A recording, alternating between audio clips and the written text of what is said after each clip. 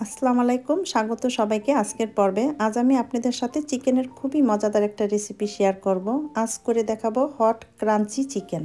এটা ইন্দোনেশিয়ার খুবই জনপ্রিয় একটি খাবার। এটা সাধারণত গরুর মাংস দিয়ে তৈরি করা হয়। আজকে আমি মুরগির মাংস দিয়ে করে দেখাচ্ছি, কারণ অনেকেই আছেন অ্যালার্জি বা বিভিন্ন কারণে গরুর মাংস খাওয়া নিষেধ থাকে। তারা কিন্তু অনায়াসে মুরগির মাংস দিয়ে এই খাবারটি তৈরি করে খেতে পারেন।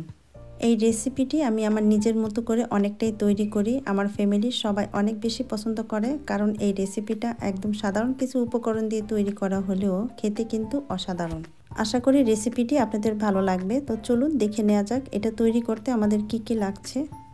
হট ক্রাঞ্চি চিকেন তৈরি করার জন্য আমাদের লাগবে মুরগির ব্রেস্ট বা বুকের মাংস আধা কেজি, পেঁয়াজ কুচি 1 কাপ, রসুন কুচি 1 কাপ, লেবুর রস 1 টেবিল চামচ, পাকা লাল মরিচ 8-10টি, চিনি 1 চা চামচ এবং লবণ পরিমাণ মতো।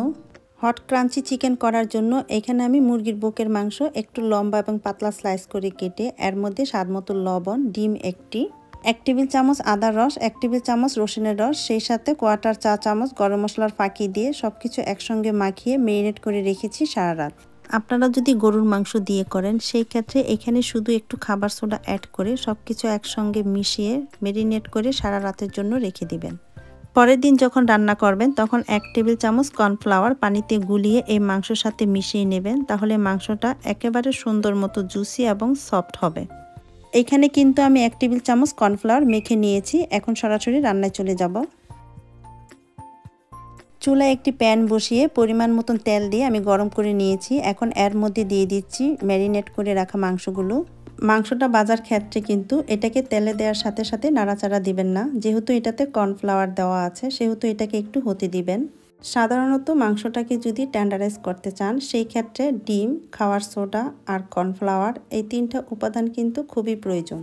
আপনি যখনই কোনো বিদেশি খাবার রান্না করতে যাবেন তখন পরিমাণ মতো মাংসের সাথে খাবার সোডা, ডিম, স্বাদমতো লবণ মেখে রাখেন। পরের দিন সেই মাংস একেবারে টেন্ডারাইজ হয়ে থাকবে। আর সেই মাংসটাকে যদি এইভাবে বেজে নেন তাহলে তো কোনো কথাই নেই।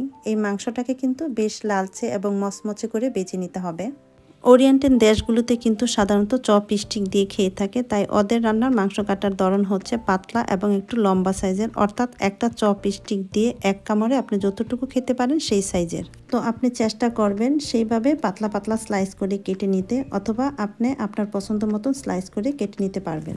মাংসটা ভাজা হয়ে গিয়েছে, এবার তুলে নিচ্ছি। দেখতে পাচ্ছেন আপনারা মাংসের উপরটা কতটা মচমচে হয়েছে, অথচ সফট এবং জুসি।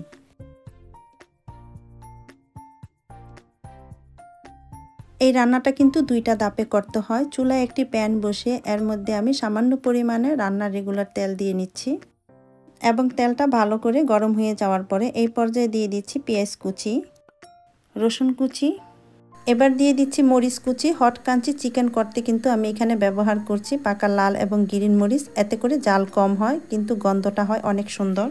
এবারে সব কিছুকে হালকা একটু বেজে নিব। সবকিছু হালকা কিছুটা বেজে নেওয়ার পর এবার এর মধ্যে দিয়ে দিচ্ছি স্বাদ মতন লবণ। আমাদের মাংসতে কিন্তু লবণ দেওয়া আছে। এখানে পেঁয়াজ রসুনের জন্য যতটুকু প্রয়োজন ওই অনুযায়ী দিয়ে নিতে হবে। এখানে পেঁয়াজ রসুনটাকে কিন্তু খুব বেশি লালচে করে ভাজতে হবে না, একটু নরম হওয়া পর্যন্ত বেজে নিতে হবে যাতে আর কাঁচা স্মেলটা চলে যায়। দিয়ে দিচ্ছি চিনি 1 চা চামচ। এবার সব কিছু ভালোভাবে একটু মিশিয়ে নিলাম। ভালোভাবে মিশিয়ে নেওয়ার পরে এবার দিয়ে দিচ্ছি সেই ভেজে রাখা মাংসগুলো দিয়ে কিন্তু খুব বেশি সময় রান্না করা যাবে না। দিয়ে দিচ্ছি লেবুর রস 1 টেবিল চামচ, এতে করে টক মিষ্টির একটা টেস্ট আসবে। সেই সাথে হালকা ভাজা পেঁয়াজ রসুন এবং কাঁচা পাকা মরিচের অপূর্ব সুন্দর একটা ফ্লেভার নিয়ে আসবে। আমার রান্নাটা একদম হয়ে গিয়েছে, এবার আমি এটাকে চুলা থেকে নামিয়ে নিচ্ছি। এই তো তৈরি হয়ে গেল আমার একদম অল্প উপকরণ দিয়ে সহজ রেসিপিতে হট ক্রাঞ্চি চিকেন। এটা দেখতে যেমন কালারফুল, খেতেও কিন্তু দারুণ মজার ইন্দোনেশিয়ান হট ক্রাঞ্চি চিকেন। আপনারা সেম রেসিপি এবং টিপসগুলো ফলো করে এটা তৈরি করে দেখতে পারেন, ভালো লাগবে ইনশাল্লাহ। আশা করছি রেসিপিটি আপনাদের ভালো লেগেছে। ভালো লাগলে ভিডিওটিতে একটা লাইক দিবেন এবং চ্যানেলটাকে সাবস্ক্রাইব করে নিয়মিত পাশেই থাকবেন। সবাইকে অনেক ধন্যবাদ। আল্লাহ হাফেজ।